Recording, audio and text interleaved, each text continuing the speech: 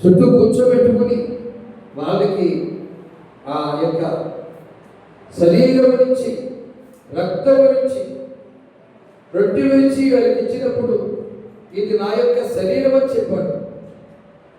ద్రాక్షరసం ఇచ్చి ప్రాప్తి ఇచ్చినప్పుడు ఇది నా యొక్క క్రొత్త నిబంధన రక్తం అని చెప్పారు.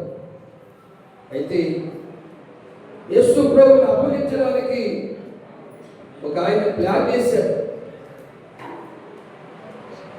నేను ఎవరినైతే ముద్దు పెట్టుకుంటానో ఆయనే మనుష్య కుమారుడు, ఆయనే పాపుల రక్షకుడు, ఆయనే యేసయ్య, ఆయన బంధించండి మరి కిరాయికి మాట్లాడుకుని డబ్బు కోసం యేసు ప్రభుని అమ్మేసి ఏమి అన్నట్టుగా ఆ మందలోనికి వచ్చేసి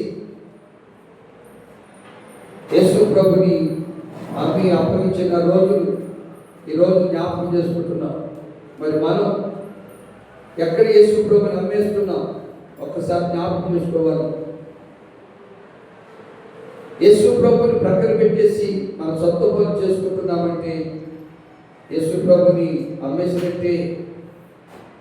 కాబట్టి ఈ గుడ్ ఫ్రైడే సందర్భంగా ప్రభు యేసుక్రీస్తు వారు మన కోసం చేసిన త్యాగం, మనకు చేసినటువంటి ఆ ప్రాణార్పణముగా పోయబడినటువంటి ఆ కల్వరి శిలువ యొక్క యాగము గురించి మనం మాట్లాడుకుందాం. చూడండి, యేసు ప్రభు ఏ నేరం చేయకపోయినా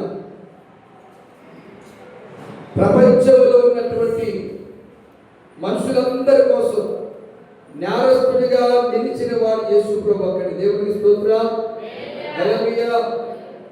ఎవరు చూపని ప్రేమ యేసయ్య మన ఎడల చూపి,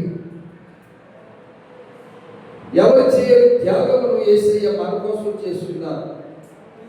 ఎందుకంటే తండ్రిగా ఆయన పిల్లలకు శిక్ష రాకూడదని ఆ శిక్ష తండ్రిగా ఆయన భరించి ఆయన పిల్లలమైన మనకు విడుదలను, విమోచనను, విముక్తిని కలుగు చేశారు. ఎందుకంటే శాస్త్రులు, పరిసయ్యులు, సద్దుకయ్యులు అసూయ చేత